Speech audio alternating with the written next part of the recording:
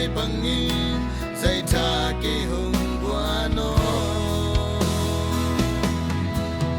aman ke hùng nu siang e ke aman ke hùng nya nge ke ka kisah punin hùng hu pa pa pa nei hi jinang chei lo la met ben ka chang chak chak hon qua ni dây ta hùng im mi